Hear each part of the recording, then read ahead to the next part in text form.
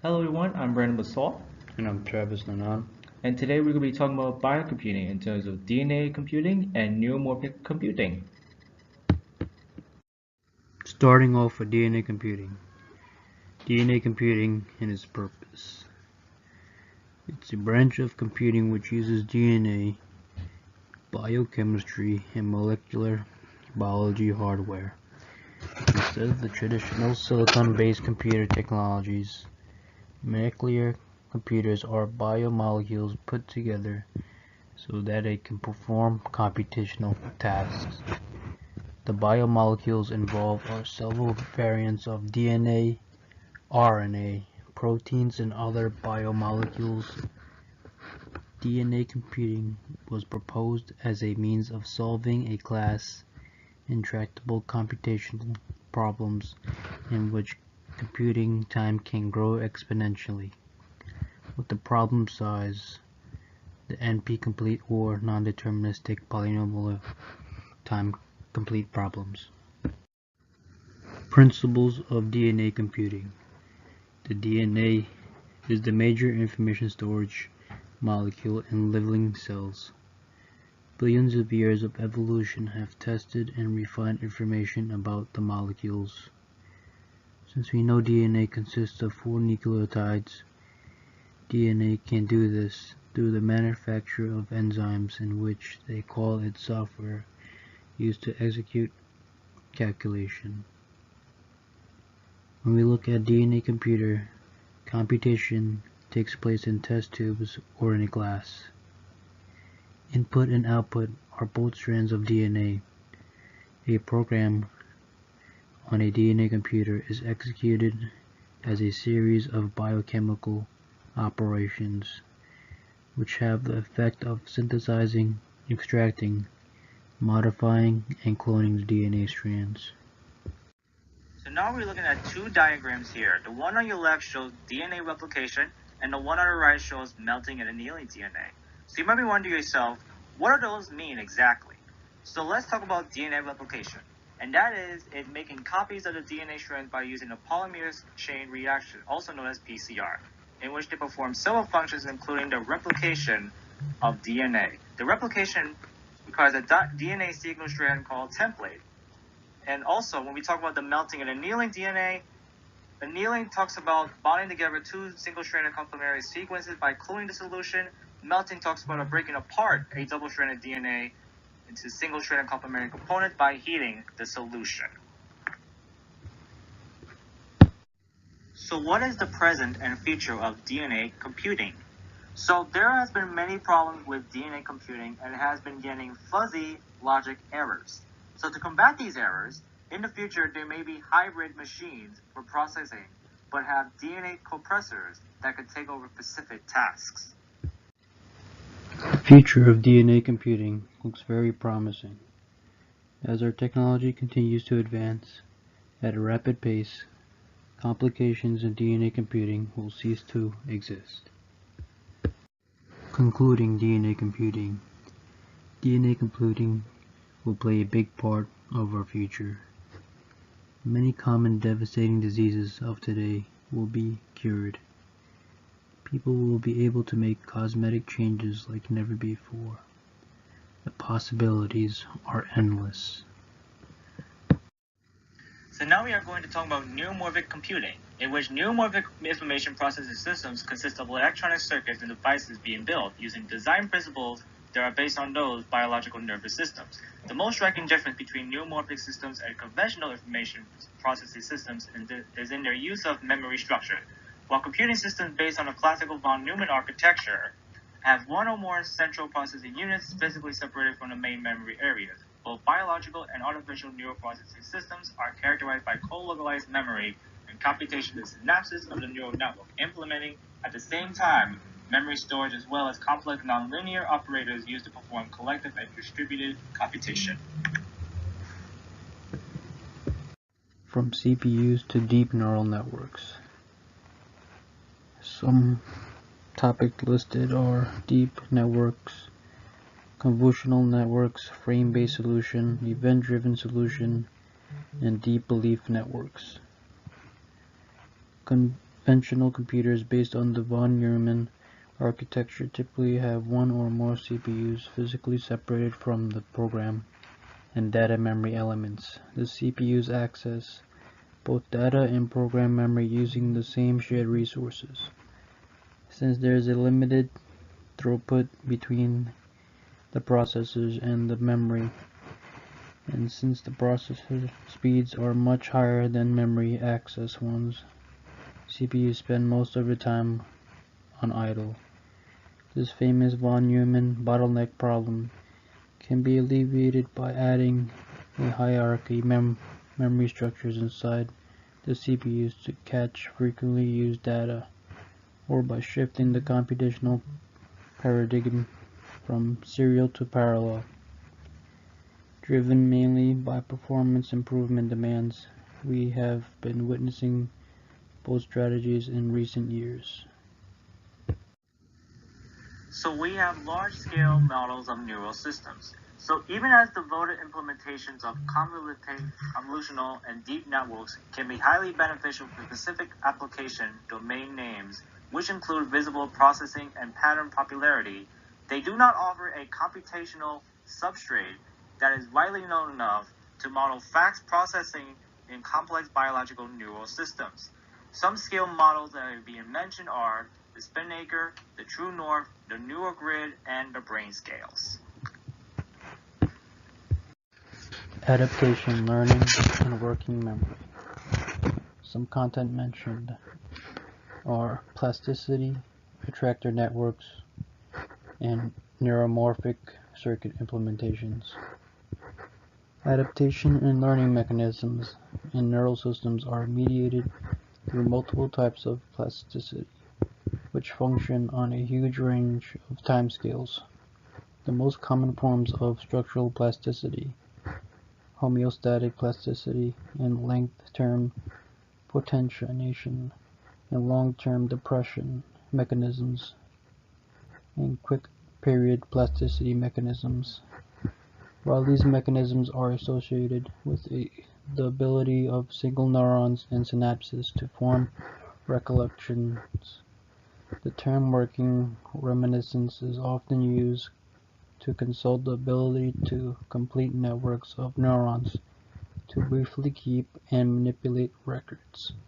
A common version that has been proposed to provide an explanation for the neural foundation of running memory is that primary based on attractor networks. So now we have the NeuroMorphic processor. So the NeuroMorphic processor implementing a configurable spiking neural network using a slow sub-threshold neuromorphic circuits that directly emulate the physics of real neurons and synapses, and fast asynchronous digital logic circuits that manage the event-based AER communication aspects as well as the properties of the neural network. The goal is to not implement large numbers of neurons or large scales neural networks, but to integrate many nonlinear synapses for exploring their distributed memory and information processing capabilities. So now you're looking at a diagram here on your left of the Rolls neuromorphic processor, which is a micrograph of a neuromorphic processor chip that allocates most of its area to nonlinear synapse circuits for memory storage and distributed massively parallel computing.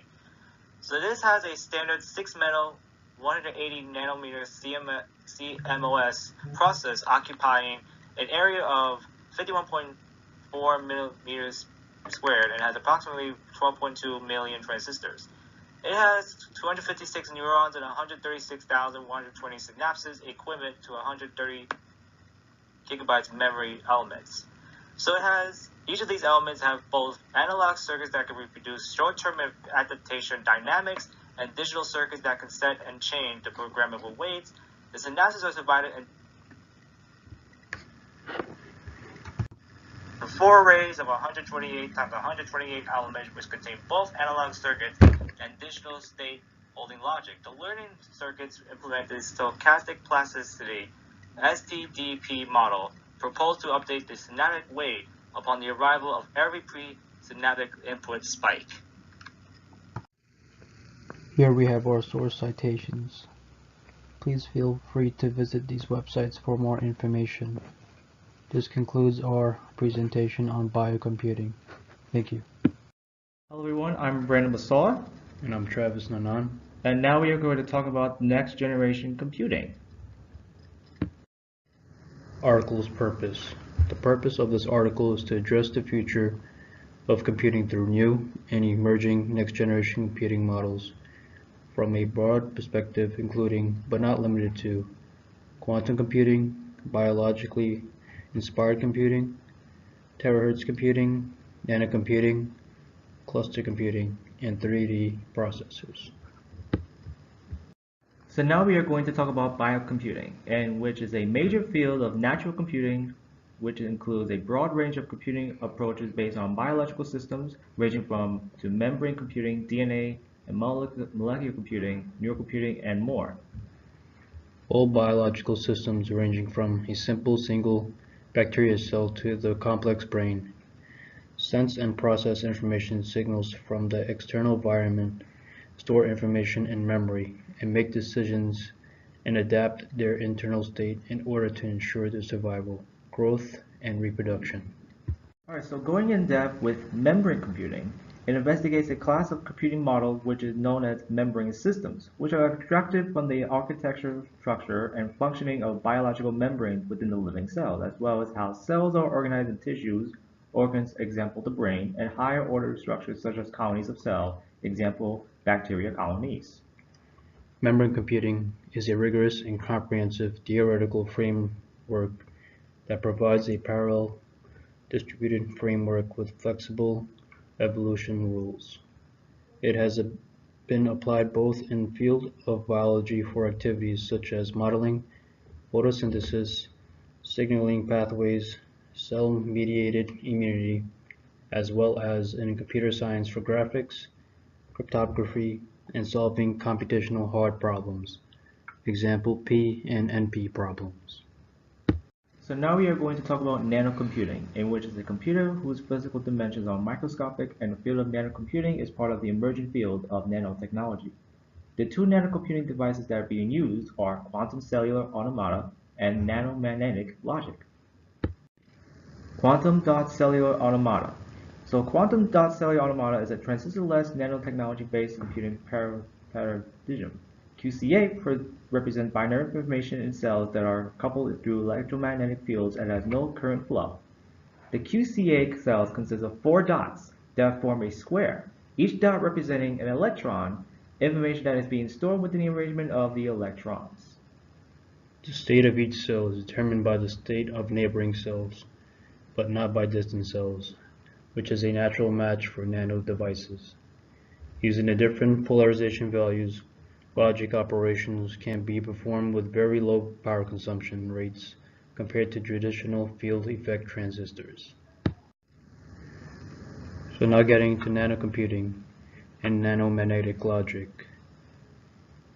It's basically an extension of QCA. Signals are processed through magnetic field iteration in nanocells. This process is also known as field coupled computing. Then there is electron-based version. The nanomagnetics in NML is more efficient. So we're going to continue on with nanomagnetic logic, in which the NML devices have proven to meet 5 basic steps that is considered essential for digital systems. One of the steps is they have nonlinear response characteristics that is due to the magnetic hysteresis loop. The second step is deliver a functionally complete logic set enabled by the 3-input majority gate and the NOT operation, naturally achieved by the antiferromagnetic dot-to-dot coupling. Third step is signal application that is gain greater than 1, demonstrated by showing the feasibility of 1:3 fan-out ratio where the energy for the gain is provided by an external clocking field. Fourth step is the output of one device can drive another, as the fringing fields from individual magnets can bias a neighbor. And the final step, fifth step, is unwanted feedback is preventable through clocking. So now we're going to talk about spintronics, in which is an emerging technology that exploits both the spin, instead of the charge, and the magnetic moment of electrons. When an electron is placed into a magnetic field, its spin polarization becomes bistable, which can be used to encode the logic bit 0 and 1. The idea of spin-based computing, in which Boolean logic gates are created through interacting electron spins, is the basis of spin-based quantum computing, which is also known as magnetic quantum cellular automata, or you could say MQCA, and therefore ties back to nanomagnetic logic. Research on spintronics actually dates back to the 1970s, but saw renewed interest with the discovery of magnetic tunnel junctions, MTJ, and spin torque transfer, STT, devices. MTJ and STT devices provide potential avenues for replacing CMOS technology with spin-based integration circuits such as magnetic or mandrel-intrusive random access memory and spin transistors. So the topics that are being mentioned for spintronics are spin torque domain wall, spin majority gate, spin torque triad, all spin wave logic, and spin wave device. So now we're going to talk about optical/photonic computing. Basically, with optical computing, it uses photons to, other than electricity, perform computational tasks. It could be replaced electronic components with optical components. The design must be carefully constructed to overcome the differences between the electrons and the photons. Two subdomains of optical computing are photons and nanophotons. These technologies are going to be most likely implemented into optical computing. So now we're going to talk about silicon photonics. Silicon photonics has become a significant increase in research. Silicon is a major candidate material for implementing integrated photonics that supports the creation of compact memories for guiding light on chip and facilitates integration with silicon-based electronics. In general, combining silicon with integrated photonic devices take advantage of the availability of large waters, ease of handling and thermal cycling, high volume throughput, and cost reduction of silicon manufacturing for photonic devices. Photonics continue to have the potential to play a significant role in the future computing by allowing high bandwidth and low battery transfers between the processing chips and memory, thereby helping to alleviate main memory bottlenecks. So nanophotonics, let's continue with nanophotonics, in which combines nanocomputing and photonics research that offers a potential alternative opportunity to overcome the fundamental limitations of both electronic and regular photonic circuits. In practice, light confinement is limited by losses in the structure. However, when working with metallic nanophotonics, the diffraction limit is a matter of optimization, as the losses in metal can be managed through engineering. This makes nanophotonics a clear frontrunner for on-chip applications. By working with light of the nanoscale, new science and technological advances are expected and provide a great opportunity for dense optical integrated circuits which have the potential to overcome challenges related to bandwidth and energy dissipation in electronic IC. Continuing on with nanophotonic, quantum computing uses photons to create a given that light exhibits quantum features at room temperature. At the nanoscale, it is possible to control light at the level of illuminating a single molecule with a single photon. Advantages of quantum light are its reduced noise compared to classical optics, and its strong correlations, particularly quantum entanglements, which are stronger than those possible between classical light beams. Using photonics in quantum computers is very advantageous due to the large information capacity per photon, very robust dephasing of superposition states, and the ability to move photons over very long distances. So in conclusion, primarily based on the information mentioned, they point out that photonics technology have many benefits for development of integrated devices and are sturdy for next technology computing. Photonics continues to have the ability to play a huge role in future computing, with the aid of allowing high bandwidth and occasional latency transfers among the processing chips and major memory, thereby assisting to alleviate for most. So this concludes our presentation for next generation computing. Here you see this is our source citation for more information. Thank you.